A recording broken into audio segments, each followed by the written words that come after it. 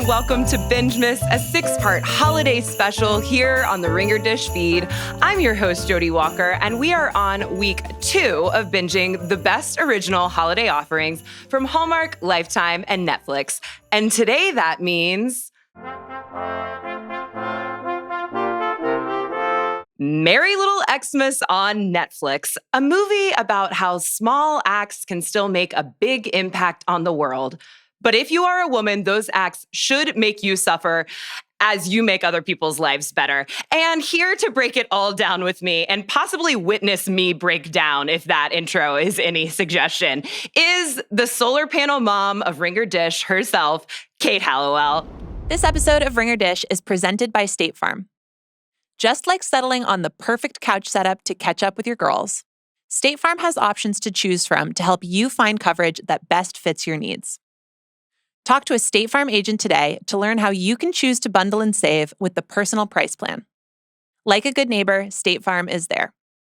Prices are based on rating plans that vary by state. Coverage options are selected by the customer. Availability, amount of discounts and savings, and eligibility vary by state. Kate, Merry Bingemas, how are you? Oh my God, Merry Bitchness. I just feel like this is the tidings of the season. It's like, it's in LA. It's hard to tell when it's Christmas time. It's 80 degrees always. But when I get that Bingemas call, I'm like, it's Christmas. You accepted the Bingemas Batman call so readily, and you just told me that your mic had been in the drawer for a while, and you brought it out for Bingemas. Yeah, I only come out of retirement for you guys. That it's a miracle of the season. We're so glad to have you here. Before we get into Merry Little Xmas, which is, of course, a Netflix film, we kicked off day 1 of Bingemas with a Hallmark film, a classic. Now we're kind of in new age territory over on Netflix, where in Merry Little Xmas, all Kate and Everett want for Christmas is an amicable divorce and one last holiday as a family. But new flames and old feelings complicate their plans. Would you agree? I hate when that happens. I hate it. As a Kate, I hate when new flames and old feelings complicate my plans. Kate, there are this happened with Joanna too. It's like there are reasons that I chose this movie for you, that I felt I knew that you could handle the sort of like anchor Netflix movie of the season. I had no idea, 1, that the heroine was going to be named Kate. 2, that Jamila Jamil would be in this film. I feel like you could have big feelings about her, but I'm not sure. You know, I was saying before the call, I think I had some big feelings about her on a podcast back when we were doing Tea Time. I think we all did. Back in her extremely online and won't stop phase. Uh-huh. And I feel like we got a little backlash. So Tea maybe Time I'll just rein it in a little. Maybe I'll keep it chill about Jamila. We'll see. You know, it's pretty safe. It's pretty safe territory. Yeah. It is what's funny though. This film stars Alicia Silverstone, Oliver Hudson, Jamila Jamil, Pearson Fode, a newcomer to me who plays Chet, and Melissa Joan Hart kind of barely. Not enough for her to do. We can get into it later, but not nearly enough of her. We can get into it. She's a producer on the film. I guess she was around, and she is a sort of semi-retired Christmas queen. But it was weird to see her in such a low-level role, sort of. But as for the other lady stars, I feel like the theme is kind of like the Kurt from Glee gif, where it's like, they're difficult, but boy, are they charming. You're so right. You're so right. Well, let's get into it. You know, vis-a-vis the Bingemas rubric, I would say number 1 with a bullet that this movie accomplishes is a fake town and or country in the form of Winter Light, Vermont. I slammed pause on my laptop as soon as Winter Light came out, and I was like, absolutely. Absolutely. I mean, that's one of the most ridiculous, not one of the most ridiculous, it's up there in terms of like Mad Lib's Christmas town names. She literally says, it's like he grew up in a Yankee Candle. I was like, hell yeah. Yeah. Let's fucking go. We don't even have to reach for that. It's like, it's right there that he grew up in a Yankee Candle. It also, they just kind of choose words out of the blue because there's not, I mean, the town is certainly winter-esque. There are a lot of snowy hijinks. It is snowing a lot. But it's not like I don't know, light's not a big part of it. I don't know where they came up with this town name. I agree. Yeah. I mean, it just seems like any other town in Vermont. How dare you? It's Christmas actually season. the heart of Vermont. It's the Winter heart of Light. So sorry. I'm so sorry to the people of As Winter Light. listed both on the wooden thing as you come into Main Street in the town, and also Kate's gingerbread replica of the town also has the sign that says Winter Light, Heart of Vermont. Of course. Can't leave that out. It was a cute little town. The way that the movie opens, we can get into the explainer of kind of how they got to Winter Light at all. But the movie opens with like a lot of townspeople. It's like Kate and Everett are meeting with the mayor of Winter Light about their divorce. Their close personal friend, the mayor of Winter Light, who lets us know that in her first line. Was she their attorney? This seemed like an official meeting. Like, we need to speak to the mayor about getting divorced. I know. And she's like, as your friend. I'm like, so are they meeting with you as a friend, or are they meeting with you about their divorce? And if so, are you a lawyer and the mayor and their friend? How many hats does this woman wear? Well, wearing a lot of hats. Not as many as Chet. Not as many as Chet, but it's a big part of living in a small town. She says, as the mayor of Winter Light and your friend, I think you're making a mistake getting a divorce. I mean, I'm sure that's true, but yeah, an odd setup in general. I want to be clear. I'm not sure if it's true. Maybe they should have gotten a divorce, but go ahead. Right. No, you go. Right. You go. Can we talk about the setting in which they're meeting? I would love to. Buck's Bread Zeppelin Bakery and Vinyl Cafe. Kate, that keen eye, I didn't even notice. Oh my God. I was like, it has a sign and it showed like a guy with white hair making like bread or something. And I was like, is this called what I think it's called? But then this was a fake out to me. Buck, who I'm assuming is Buck, the guy they're talking to, is like a hot older guy with a white beard and long hair in a man bun. And for one hot second, I was like, is this Santa? Does this movie have hot magical Santa masquerading as Buck of Buck's Bread Zeppelin Bakery and Vinyl Cafe? It was a great suspicion. And something that actually is happening right now and happened on the first day of Bingemas is that, like, I think there's just such a Rolodex of Santa actors in the oeuvre of Netflix and Hallmark films that when they just need an older man, he is going to look like Santa.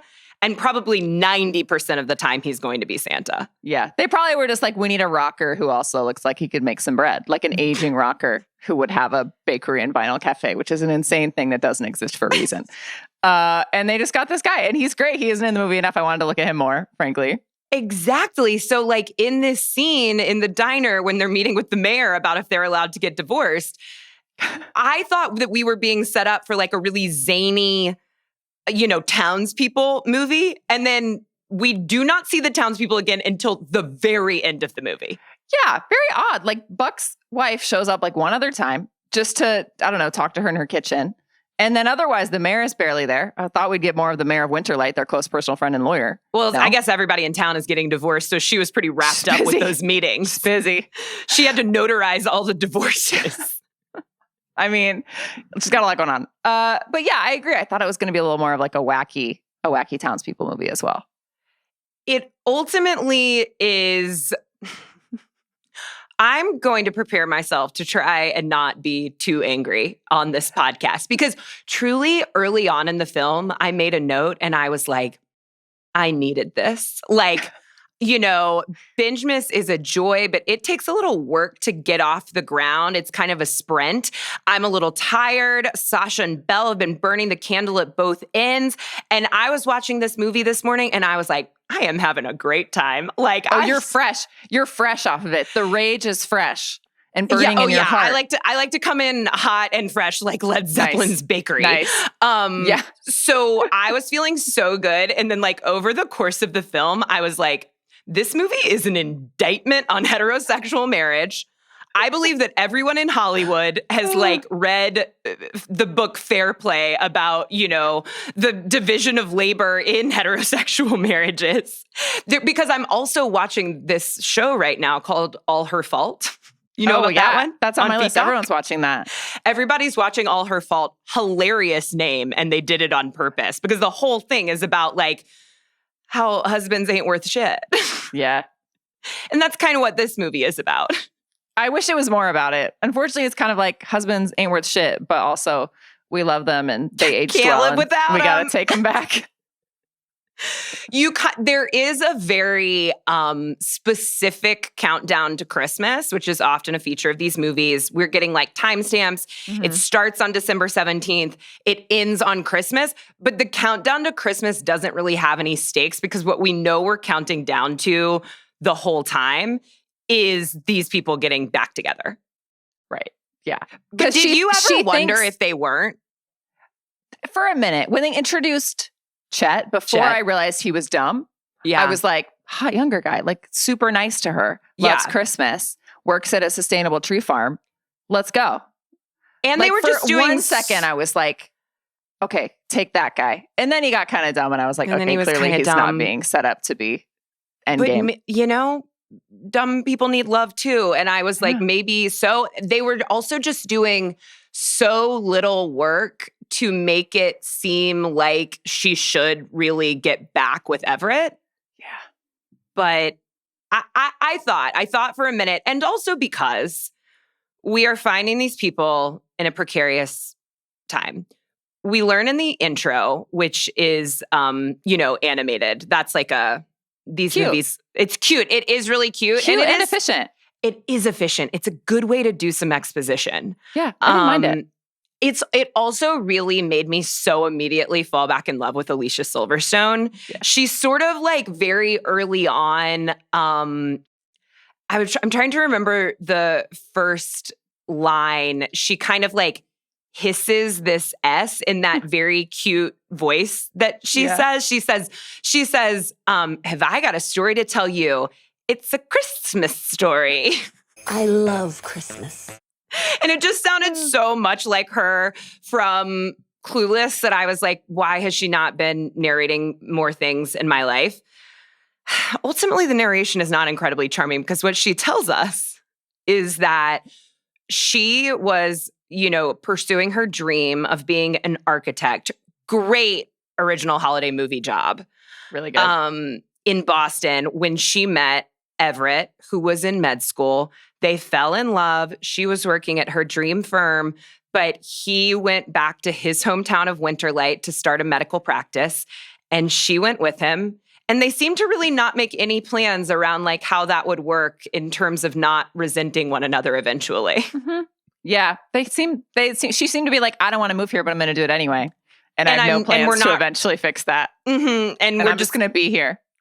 And we're not going to be like, hey, do you think that maybe you could be a doctor in Boston? Right? You can't do that at some point? It does kind of come up later in one of the several moments of this movie that made me mad, but also made me cry a little bit. Sort of the backstory on why he would have wanted to do this in his hometown. But she agrees. She goes back. She says in this animated narration that when they move back, they start a family, and she realized that a small town doctor basically works all the time. She said, I became like a single mother with a wedding ring. Damn. That's dark. That is dark. It's hard. And so that's where we find them with her kind of finally being like fed up with not pursuing her dreams. And they have 2 children, and their youngest son is going to graduate from high school in like 6 months. And so 2 secrets are happening simultaneously. She is secretly planning to move back to Boston and go back to her dream job, which she's already received back as her original job. Her firm took her back after what, like 20 years? 20 years, maybe 25. She must be a badass sustainable architect. That's the biggest piece of like Christmas magic that happens in this movie. It's okay. That is because the magic is it's not a particularly magical movie until the wind comes at the end. Right. And yeah, the magical wind, maybe it's always there, but it really kicks up towards the end. Before that, I would say that the most magical thing that happens is her getting that job back. The most unlikely thing that happens in this plot of insane circumstances is that she is a vegan who never once mentions it. Wait, where did she say she's a vegan? I missed that. I know, because she doesn't mention it. But then Nigel, one of our other many excellent side characters, makes her a vegan tart. Oh, right. And she's like, it's really vegan. And talks about it as though he's like, I made it for you because it's vegan. Wow. And all she's doing is baking. So that surprises me because it feels like that would have been another good reason her kids are mean to her, which they had way too many reasons. They're way too mean to her. I hated the kids. Speak on it. But they, like, she's always taking shit out of the oven. They're always like, oh, Mom, I'm mad at you, but like, let me eat these cookies. Uh-huh. It was like, okay, make them eat the cookies and then go, ugh, gross. Like, these would be better if they weren't vegan. Like, I resent you, Mom. Like, it feels like they could have like baked that into the plot. They're already being mean to her. Why That's not go all in? Yeah. Thanks for bringing that up because I actually felt like I was sort of like trying not to hate them because they were conceivably kids within the movie and because I was so mad at Everett, who I think because of the like winningness of Oliver Hudson, I never hated him despite hating what he was doing or has done and to be very clear, will continue to do to his wife. No changes planned whatsoever on that Nothing front. has changed within the context of the movie or the suggestion that it will change in the future. But yeah, I think that she was a vegan and that is her kind of main character trait is that she's not an almond mom. She's a solar panel mom. Right. Very different. Very different. Yeah, because like she's always baking. She's not Always like baking. Making them eat healthy. No. She's like, we're going to make our Christmas ornaments and we're going to give each other homemade gifts and we're going to go, oh, God forbid we go get a live Christmas tree at Christmas. These kids are acting like she's torturing them, making them get up at 8 a.m. Sorry, it's 8. It's not 6. It's You're light fine. out. You're coming. fine. One of them's coming from college. You're both adults, basically. The son is like 17 and the daughter is like 19. Get it together. Grow up. Make origami cranes with your mom on Christmas. This is what I meant by you're the solar panel mom of Ringer. Piss me off. Fucking ungrateful children. And are they not picking out a Christmas tree every year? Like this definitely seems like something they would be doing.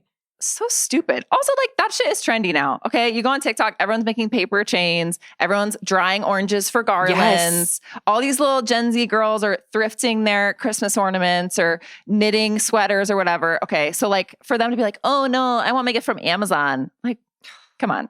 That shit's trendy. And Get with then, it. you know, who should blow into town to sort of exacerbate just such a situation but Jamil, aka Tess, which is when I truly became so infuriated with Everett. I knew the setup of the movie, Kate. I knew it. Like, I knew that he was dating someone and she was going to find out. And I could tell at the beginning that she didn't Jodi. know. New flames complicate their flames. plans. Wow. And that's also an indication towards the house fire that starts later. Wordplay. Well, this is good. Foreshadowing. Netflix has good copywriters. I knew that she didn't know about the girlfriend, but I also was just holding out hope for Everett that I was like, in what world would he have a girlfriend 9 months into separation that he hasn't told his, kind of still current wife about? And his kids don't know is going to be at Christmas. And then I genuinely spent the entire movie writing down what was the plan here.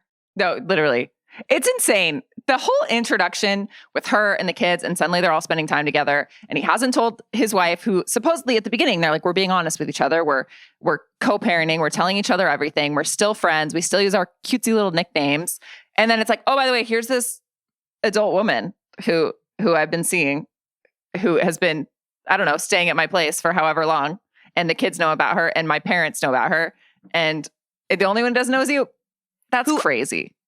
Who I invited here for Christmas and have made no plan about how to incorporate her into Christmas. He says at one point after Kate has discovered them in the hardware store that his dad's own and run, I guess. Sure. When he's like, okay, so I think we should all have dinner tomorrow. And she's like, Kate's like, I don't think so. And he's like, what am I going to do with her? And it's like, that's not her problem. And this seems like the issue with the marriage. Also insane to be like, tomorrow, 7:30, you, me, and the girlfriend that I didn't tell you about, that you just randomly found out about. Crazy. With the countdown to Christmas for me was like, are they still going to be including these strangers in their events? I couldn't believe it. When Chet started showing up to stuff, I was like, you just met him. I know you're like retaliating, whatever. But like, even then, insanity. Chet, for some reason, was like a little easier for me to handle because that was almost like, it's like, yeah, you should invite strangers to holidays when it's like philanthropic. Okay, sure. Yeah. My like, we're Irish or whatever, my mom's side. And it's like, oh, you put out a plate for the stranger. You have a table setting in case someone shows up. That's like culturally my parents white. were like always inviting, like students from another country to like our Christmases and Thanksgivings and like people like Chet who didn't have, people in the area. Yeah. The idea of your very recently separated dad inviting his younger, very new girlfriend. So what we find out is that she was in town for some reason. She was in Winterlight for business. Sure. For business. And she fell. She hurt her knee. She went and saw the town doctor. They quickly hit it off. They've been kind of like, that was at Thanksgiving. So we are less than a month out from that. Insane. Whereas like the Alicia Silverstone is like, you've been dating since Thanksgiving? And I was like, you've only been dating since Thanksgiving? And you're introducing her to your children? He actually shouldn't have told Alicia Silverstone about that until they really were dating. He definitely shouldn't have told his children. He definitely shouldn't have introduced her to his children. They are a little older, but they're not that old. They're in their teens. And I believe that no matter what, if your parents get divorced, you're going to be thinking about it. These kids, nothing.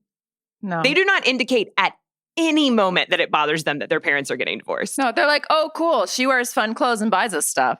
It's like, what? Let's talk about the stuff she buys them. Did you see that Gucci bag? Ridiculous. It was like you couldn't see the G.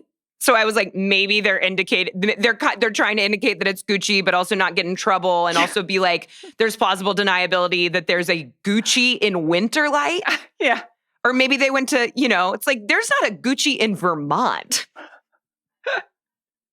So that becomes the kind of setup is that once Kate knows about Tess, then they sort of start tussling over time, Everett and Kate, for like who gets the kids when. And that's when the winter activities really begin. Yes. She's like, it's time for origami. They're like, we're going to see Tess. Guys, it's time for origami. Sit your asses down. You could get Gucci anywhere. Anywhere. Can't get these paper cranes anywhere. That actually pissed me off. Engage with your mother's cheerful holiday activities, okay? I know. I couldn't stand these kids. They pissed me off so bad. Especially the daughter, actually. The son, I was like, okay, you're still 17. You want to be a firefighter. You want to write your college essay. You're lashing out, whatever. The daughter, like, you're supposed to be her ally. Okay, you brought your stupid little boyfriend home, who I actually was the only acceptable teenager in the whole film. Totally agree. He was the only one that was nice to the mom. And I was like, you're actually making it awkward for your boyfriend who keeps offering to do the things that the mom wants you to do by refusing to do them. Like, you should look at your boyfriend and be like, oh, he understands the appropriate social reaction to this. Like, yeah, mom, let's look at Christmas trees with you, me, and Gabe. But no, she's like, I'm going to sit in the car. What? Okay, I'm not standing up for your inner enemy, the adolescent daughter of this film, but I will say Kate was also being mean to Nigel, her boyfriend. She was too mean to Nigel, which is not incredibly supportive, but I could spot from a mile away. I knew that at some point that young man was going to say something meaningful to her. She was going to turn a corner and they were going to, like, maybe not hit it off, but like there was going to be a corner turned. And I knew that I would not cry, but I would well up. Yeah. And when I liked Gabe. It's Gabe, right? Yeah, I'm team Gabe. Gabe is the son. Nigel Gabe is the son. Nigel is the boy. Because he's Nigel, British. Not team Gabe. Right. He has the quintessentially British name. Because the mean daughter, who really does not have a lot of other characteristics, like, I guess she's smart and she goes to Oxford. And so maybe she kind of has like high ambition. But that's the main thing we know about her. The main thing we know about Gabe, which for some reason I found so funny, the son, is that he wants to be a firefighter. That was such, again, just like a unrealistic. I mean, not that people don't become firefighters, but it was a very like, what job can we make him that's like, doesn't have to go to college for? Oh, firefighter. Okay, write that down. Like, I don't know. It was just the passion for which that I was like, it was sort of like I didn't know that people at that specific age wanted to become a firefighter. I think you want to become a firefighter when you're very young. Right. And then when you're like at an age to be like, oh, this is a good career that like I could, but his is a it's pure passion for the work.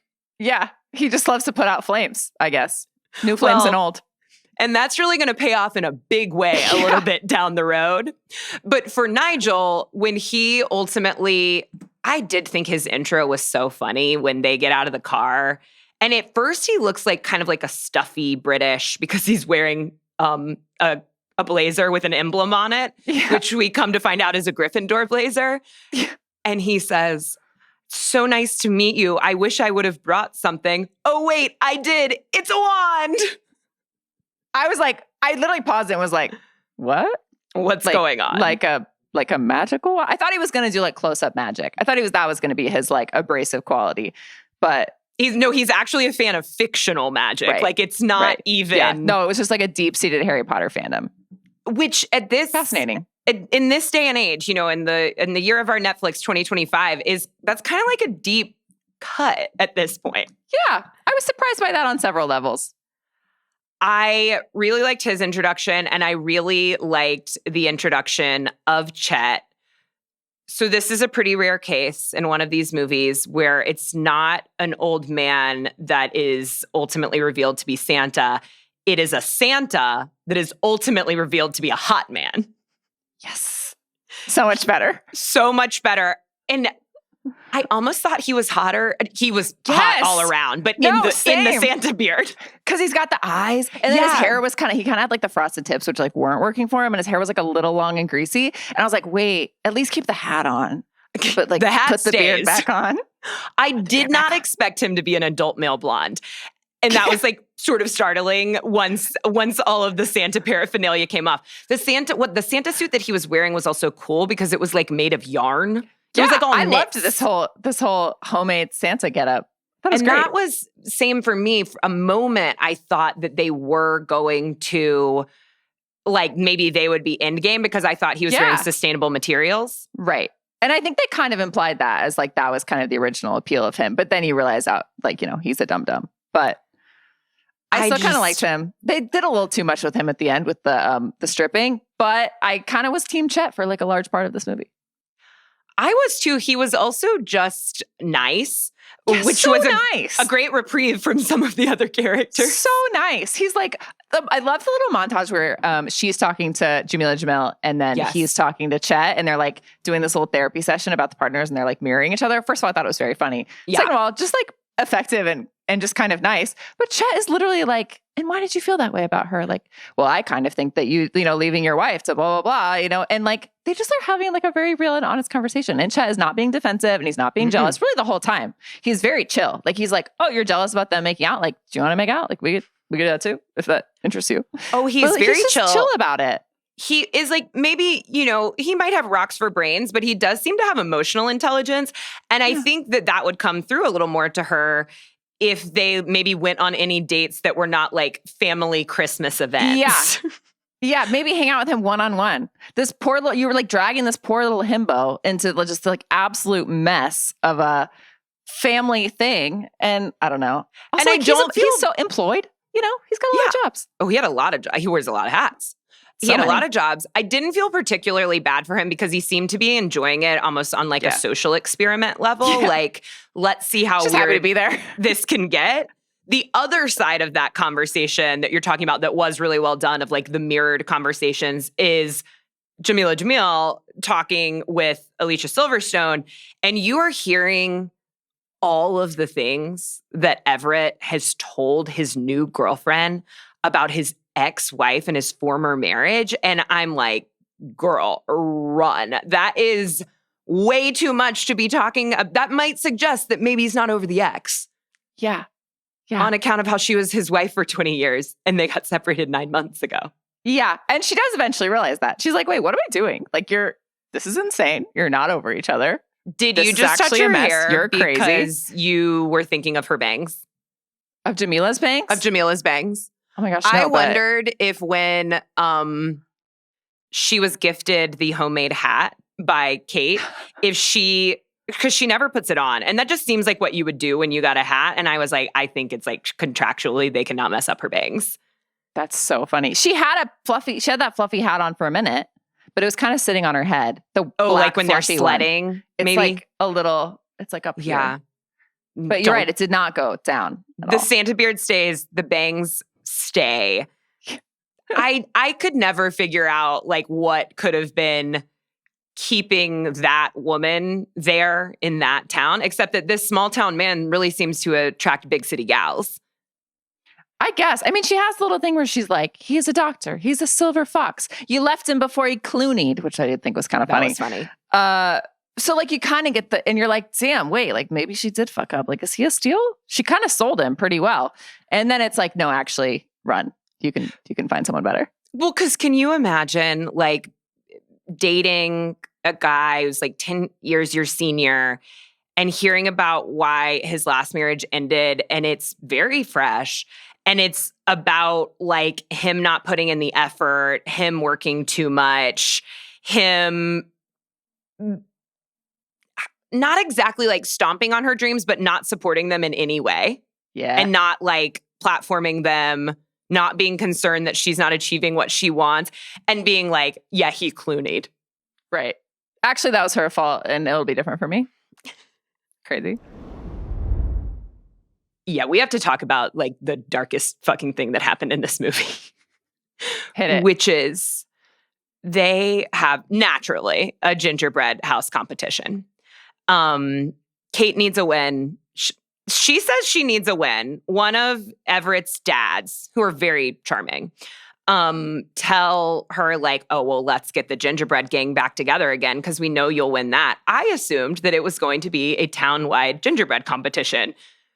It's an in-home family competition. Basically. It ends up being gingerbread house versus gingerbread house. Yeah, did the kids even make one? I don't think so. I think they tapped out. Did I miss that? I think they judged too. I think it's like reveal. Yeah, it was. It was Crazy. just the really bad one because Tess is embarrassed because she can't do this and she doesn't even want to show it. I thought what was going to happen there was then she was going to reveal it and it was going to be amazing. Right. And then Kate was going to be upset. Everything. Yeah. She's good at everything. Right. There is a sort of an issue with, or I mean, I imagine they did it on purpose, but with casting Jamila Jamil because her roles are so often like her being fraudulent.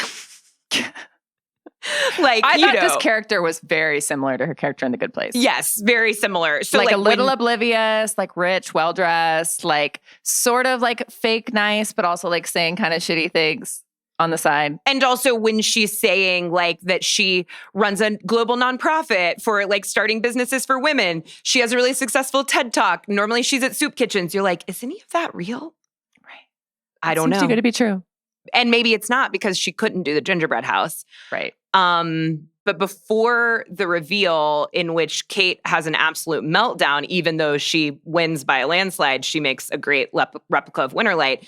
She's in a pretty vulnerable spot because her husband has just come into the kitchen after this meaningful conversation with Chet, who has instilled some emotional IQ in him. He goes in the kitchen. He apologizes seemingly for the first time ever that that he worked too much, that he wasn't around, and that kind of left her to, I don't even know that he says this, but to like not fulfill her dreams.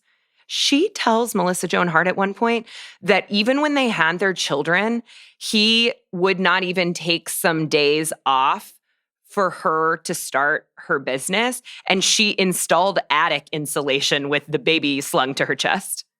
Insane. These are not people who should have gotten back together. And yet Christmas is about romantic love. So here we are. He goes back into that kitchen and he apologizes and she's floored. Like she's like really appreciative. She's glad for the apology. And then he says, and I just appreciate you so much because like I will be better from having learned this. I will be a better husband and a better dad. And they actually make her do a fake out where she's like, I'm not sure what you mean. Like she thinks maybe he's asking her back. And he says, yeah, like for, Tess and I are dating, right? Like maybe for my next wife and children, I will be better. Kate, your eye. If you're not watching on Spotify or YouTube, please tune in. Kate just had an episode. Well, I twitch. Yeah, that's insane thing to say.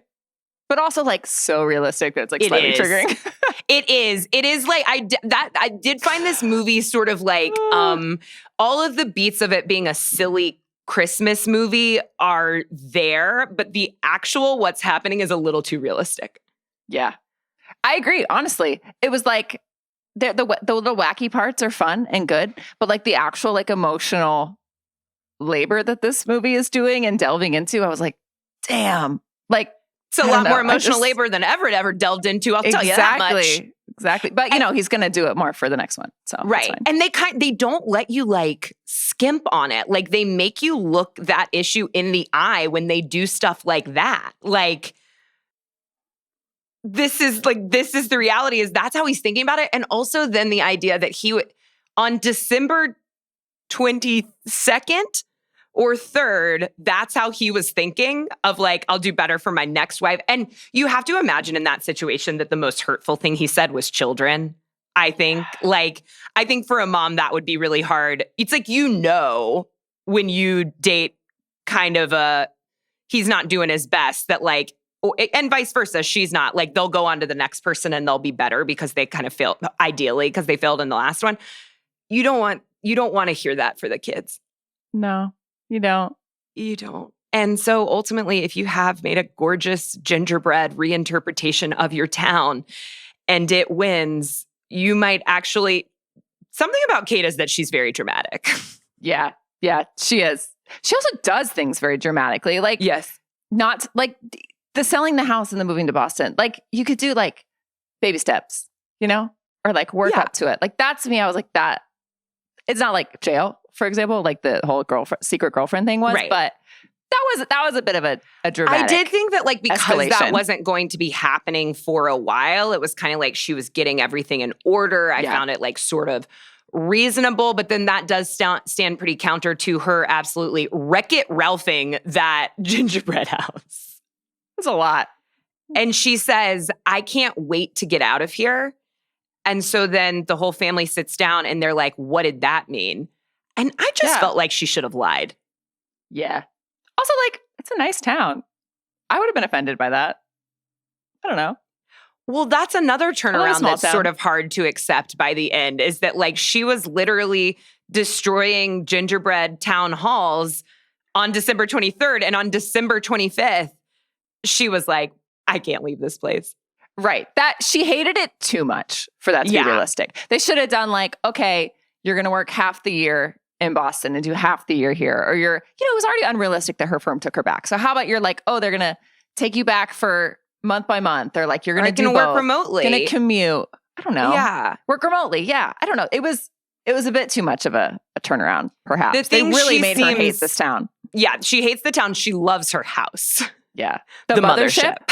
Why is it called that? I don't know. I guess because, it's a gorgeous old Victorian house. I guess it's because it has like solar panels, which we don't see, I don't think. But it is set up from the very beginning that she has all of these sustainable energy sources, which is going to come up. Yeah, that really threw me at the top. Calling it the mothership? Yeah, they're like, you're going to sell the mothership? I was like, is that the name of her business? What is that? I guess it's like because she's so attached to it. Also, when she said it, I think when Melissa Joan Hart said it to her, they were in like a greenhouse. Yeah. In the house. Yeah, I guess she has that too. Also, just beautiful house. I know. We never went back in that greenhouse. It was like the house from Clue. Like there was really always a new room being revealed. Yeah.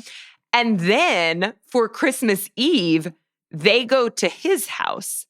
Now, when he said that, or he and Tess said at some point that like he had invited Tess to come here. She thought it was kind of crazy, but they were crazy about each other. So she came and she's been working from his kitchen table ever since. For some reason, I imagined him in like a bachelor pad. It would make sense for him to have a bachelor party. Would he have a new house by now? No. He had another beautiful Victorian It's huge. house. It looks the same, basically. It looked just with different exactly the lights. same. When they came in, I was like, or I guess, yeah, I'd seen the lights, but once they were inside, I was just so confused about where they Very were. difficult. Yeah, it's very difficult to tell which house they're at if I wasn't like locked in. And you gotta lock in. Before you get swept away by the emotional turmoil of this film. Yeah. So Christmas Eve, I only realized it was his house when Jamila Jamil was like, thank you so much for coming. Like, this is the first dinner party I've ever hosted. And I was like, why is she hosting a dinner party at Melissa Joan Hart's house? I couldn't figure it out. But she's hosting a dinner party at his house.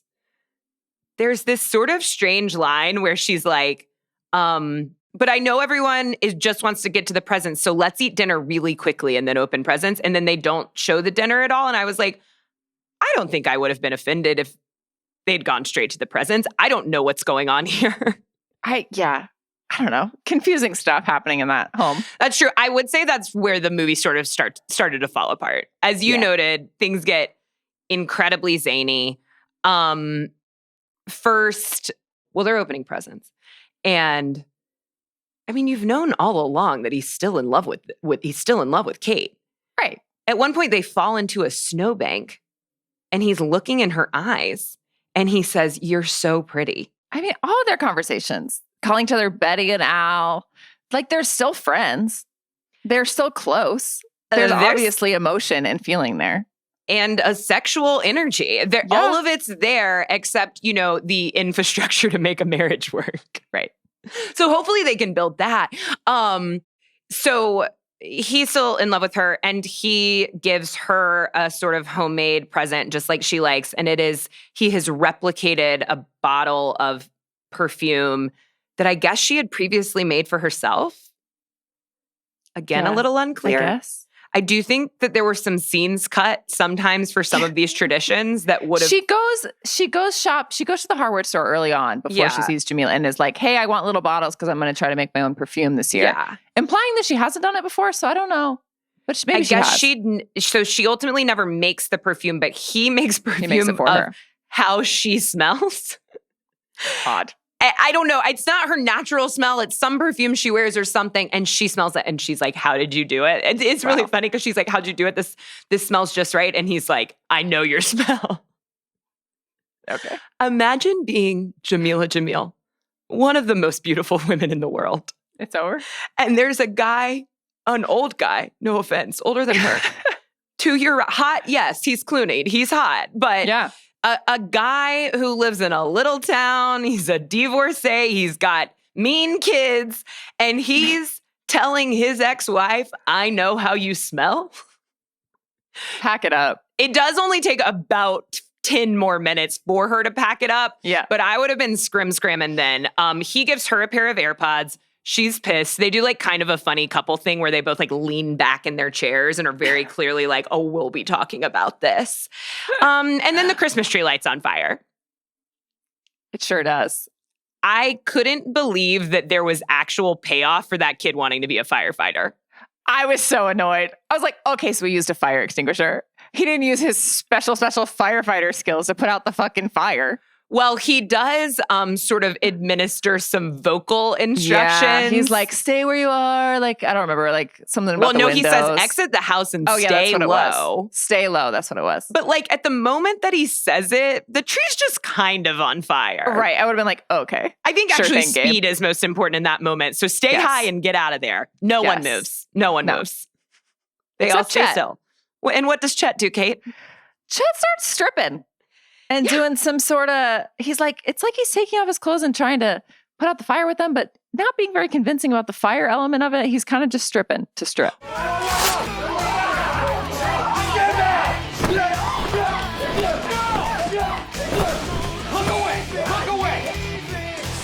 Well, a very funny thing that has been revealed when he comes to pick Kate up for the Christmas Eve dinner that he is going to as her date, is he's wearing a tuxedo, which, you can't really see what she's wearing yet, but you don't totally feel like it's formal. And she's like, I like your tux. And he says, thanks, it's a tearaway. Yep. He wears many hats. One of his hats is presumably a policeman hat because he is also an exotic dancer. Arguably the most believable of his many jobs. Absolutely. And he's ready when no one needs him to be ready. He does not need to do this. But Netflix could not resist the image of that, because what Netflix is going to do is give us abs. I was actually shocked at that point at the lack of abs. And so when it happened, I was like, of course. Kate, last year for Bingemas, we discussed Hot Frosty together. We sure did. What a time. And that was a movie full of abs and magic. And then the other one we did was the stripper movie. We did the Chad Michael Murray's stripper movie. So really, this one I was like, forgot. Until we got to the stripping, I was like, this could not be more different from our fare last year, and I don't know how I feel about it. But then there was stripping, and I was like, thank God. Okay. But I do have to ask so that I know. If you'd gotten to the end of this film and there hadn't been abs, would we be seeing you next year? I don't know. I can't Would promise you be anything. dusting off the mic for next year? I can't. This is what I needed to know. This is what I needed to know. Yeah. I did walk away from the movie sad that she didn't have sex with Chet. She should have made out with him a little more. They had, I believe, not even kissed until after he unsuccessfully puts the house fire out. The little son successfully puts the Christmas tree house fire out. Jamila Jamil finally draws the line and says, this is ridiculous. You are all walking red flags. I did this to myself. I will be leaving in the morning. Then Chet kind of has to have his breakup as well. And after they've ended it, although he's certainly keeping the door open, he really plants one on her. Finally. Yeah. It's like one for the road. Somebody needs to get kissed around here. Please. I was glad. And then Magical Wind knocks out all the power in the town. Obviously. Really, what we hadn't had yet was stripping and magic. I know. They really saved right under the wire. I know. They saved it for the last minute. Like, there definitely were some traditional beats. You know, there's a former WB star in the form of Oliver Hudson.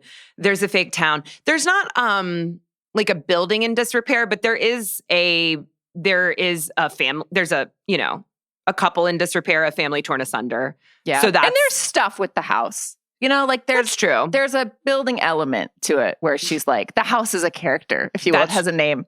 It is. It's also like a fake town. The mothership is like this living, breathing thing. It's like the Amityville Horror House, but for Christmas magic. It's sort of scary. There are a lot of snow hijinks. Like there's singing and baking and blogging. There's all the hits, but there's really no magic until the end. But the first thing that wind does is it after Christmas Eve? It keeps them from kissing. It keeps Everett and Kate from kissing. Yeah. Which is a really classic trope. And now I'm kind of trying to get a handle on what this wind's deal, what it is trying to instill here. Is it malicious or not? Yes. Is it? It knocks out, doesn't it knock out it knocks out the power, so then they come to the house with the solar panels. First I was like, it knocks out the solar panels, but it doesn't. I am sort of ashamed to admit the amount of things I couldn't totally grasp in this very silly film. But when it shows the magical malignant wind knocking out all the power in the town, and then they wake up with a full pancake breakfast at Kate's house, I was like, yeah, how do they have power? But we know, she said early on, that it's because she has these other sources of power. And she's like, if we lost electricity right now, I'd have, still have like battery power for days. Crazy stuff, actually. That is crazy stuff. I don't know if it's realistic or not on her budget that she can do all this, but. Well, I don't know. I mean, I did find myself having some questions about their family budget and the sort of economical breakdown. And is he paying alimony, and how much money does a local town doctor make? Because they've got 2 giant Victorian homes. 2 huge houses. And it always kind of seemed like her. Have we said that she became a handyman? I don't know. She became a handy woman. I'm so sorry to have discredited her career like this, but she discredits it. Doing that. She says she finds it embarrassing, which is really sad. And even he is like, no, don't say that. Like, you hold this town together. You're the handyman that holds this town together. Especially she's like a sustainability focused handy woman. She like specializes in the solar panels and the thermodynamics, as she explains to someone. By the way, that woman is like, how does it work? And she starts talking about thermodynamics and she goes, I stopped listening. And I was like, you just asked her to explain it. And then you act like she's explaining it for no reason. You just asked her.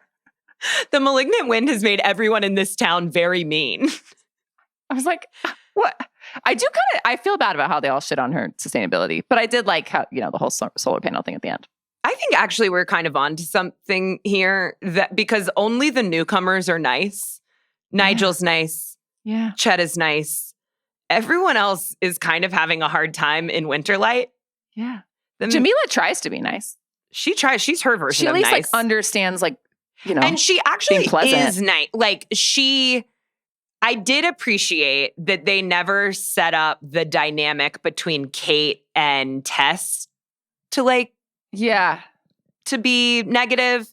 They both try really hard to be nice and understanding. Yeah. They were both just kind of mad at him. Yeah. And with absolutely no help from him. No. He has put zero thought into how these two people might coexist.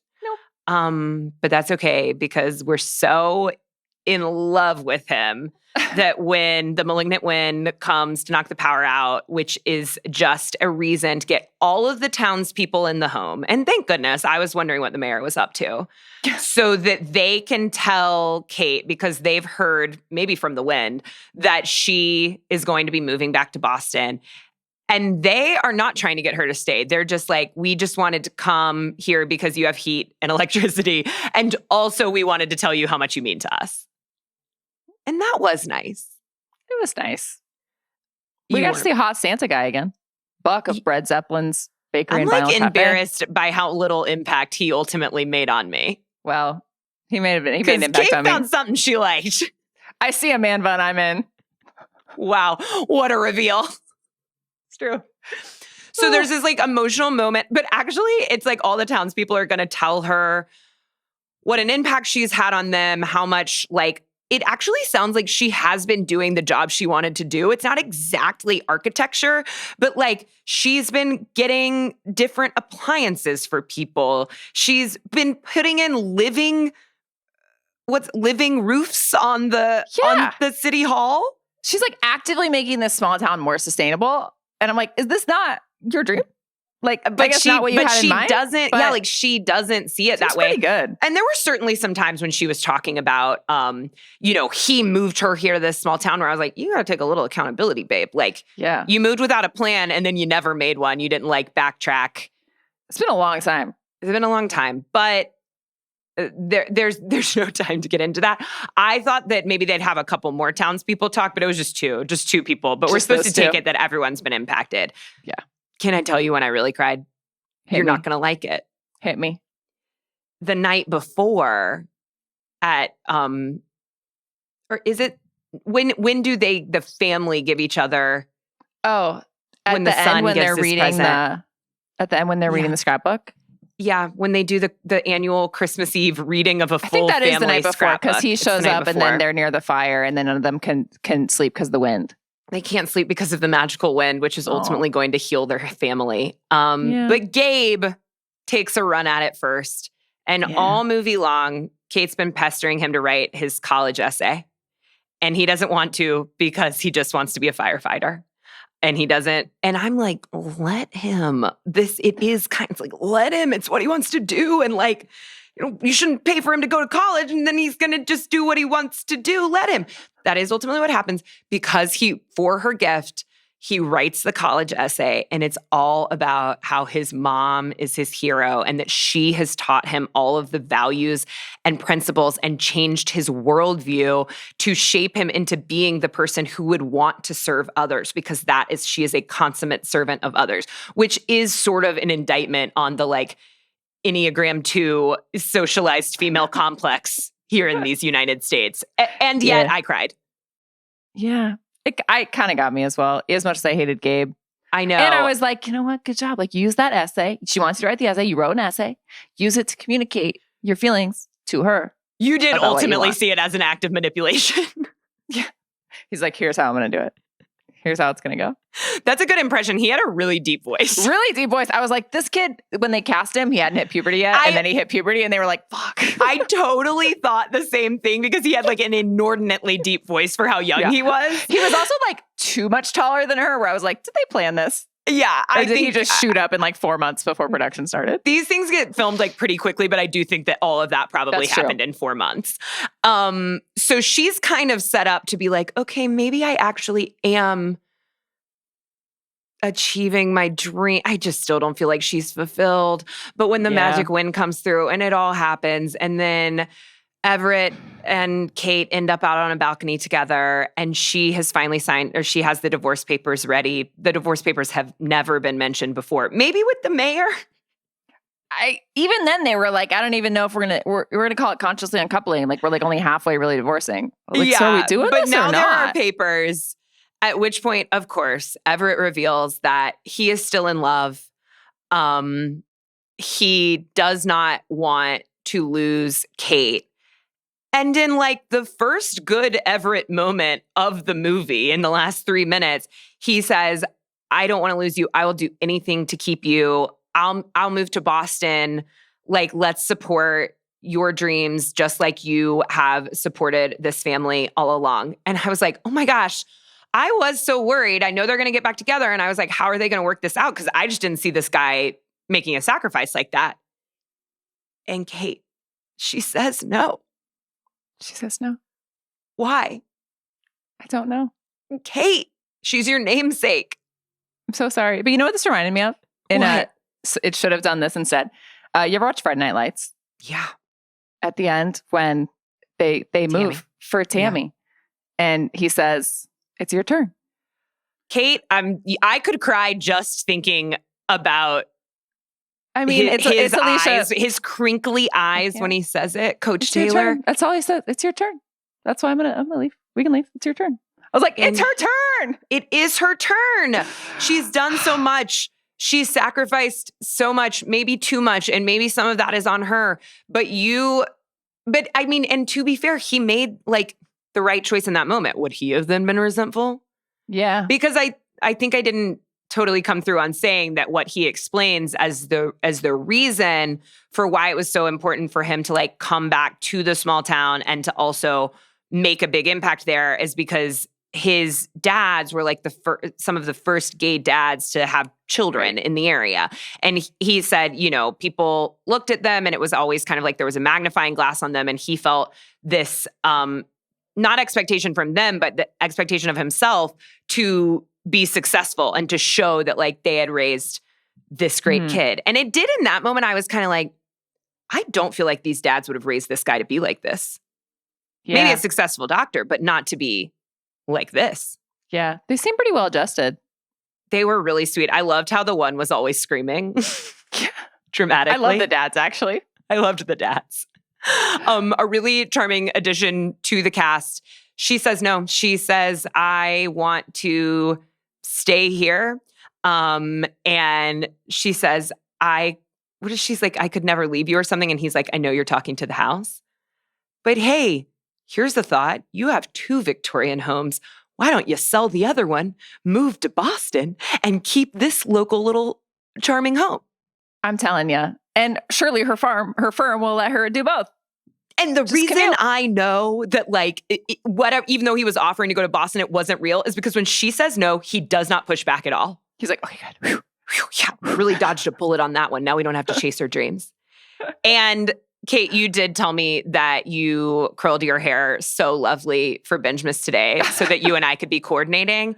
And I want to know if you noticed that once they decide to stay and she then ultimately opens like a sustainability firm in Winterlight, and is sort of now like a small town, big city woman. Mm-hmm. And we know because now in the flash forward, her hair is straight.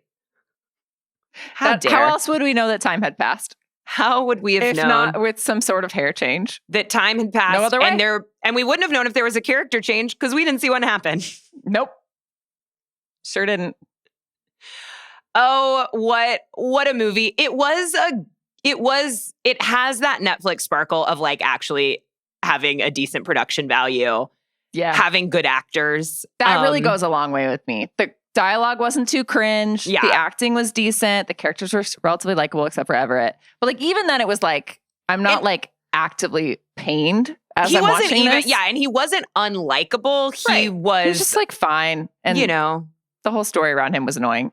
But yeah, it's very watchable. It's got all the Christmas things that you wanted to have, the decorations and the hijinks and the lovable townsfolk. And other than the annoyance about the emotional labor and the marriage and stuff, ultimately this is like a generally enjoyable holiday film, I would say. Oh, totally. It's a jolly good time. And it's cute. It's not super funny, except for Chet and occasionally Nigel. But it is very pleasant. And I really enjoyed watching Alicia Silverstone again. Me too. And I would like to take this moment to say that I really appreciate Alicia Silverstone's face in this day and age and how much it moves and how expressive she is. And when she fell back into that snow, I actually didn't blame Everett because I was also looking at her thinking, you're so pretty. So pretty. Also, can I say, you have on the binge mode outline, you at least used to have a little thing asking how modest are the wardrobe choices. Yes. And can I just say, I'm glad that they showed off the boobs a little bit. Were they showing off the tots? Tots? They did a little, a couple cardigans and then the dress at the end. You brought a sort of sexual energy into this film that I ultimately could not find. I kind of exhausted myself with our last movie, Merry Christmas, Ted Cooper, where I was quite taken with the lead. So I guess I came into this with a really platonic relationship. I think I was just literally looking for it because I was like, how modest are the wardrobe choices? Like, as I was looking, I was like, I see boobies. And this is a great point, Kate, because sometimes then when I do the rubric for the movie for you and I'll take out something that like I didn't. Right. I was like, oh, well, I didn't really notice the wardrobe choices, except that I really liked her handyman overalls. Yeah. I liked that they showed that she was a businesswoman when her hair was straight and that she was a handyman when she wore very clean overalls and like a fitted thermal shirt. As one does. She looked really cute. As for anyone else, I could not say what they were wearing at any moment. A lot of coats. Nothing made an impact. Hats. That's it. Except for Jamila Jamil's coats. And when she's finally leaving, she's storming out into the snow in what you always knew was going to happen, which is that Chet picks her up in his snowplow that he said early on that he had. And ultimately, they go to New York together. And we don't know if it's getting romantic, but we do know they're going to see The Lion King. And when Oliver Hudson follows her outside and he's like, Tess, wait, it's crazy out here and you're wearing like a vinyl coat. She's wearing that like slick, like made of nothing jacket. She's from New York. She would have coats. Yeah, but she would. There's no time. It's all big shoulders and bangs. Sensible puffers. Not here. Anything else you need to get off your chest about this movie? Anything else from the rubric? I mean, I liked the sustainability vibes. I thought it was kind of a fun little twist on the almond mom. The earth is dying. It's true. Maybe we shouldn't be buying from Amazon. As like Christmas messages go in these movies, not bad. I did think that early on it was set up like materialistic consumerism was going to be the villain who sows discord when they come back with that Gucci bag. Yeah. And then that kind of like falls to the wayside. But I also wondered what the chicken and the egg was of casting Alicia Silverstone making this character like this. Because Alicia Silverstone is like this. Yeah. Famously sometimes a little too far in certain directions in terms of some things she supports and also once publicly baby bird feeding her son. You know about that? I have heard tell. So I was like, she's ready for this. I don't know how much input she had into the writing, but I bet she had some recommendations. I'm sure I did like that. It was a fun twist. It brought some unique Christmas traditions like origami making and homemade perfumes. Yeah. I liked it. Oh, Kate, you're the best. Thank you for joining us. Thank you to Sasha and Belle and Ashleigh for producing. We will see you back here next week on the third day of Bingemas. These come out Mondays and Thursdays, and you can watch them on YouTube, on Ringer TV. Thank you, Kate. Merry Bingemas. Merry Bingemas.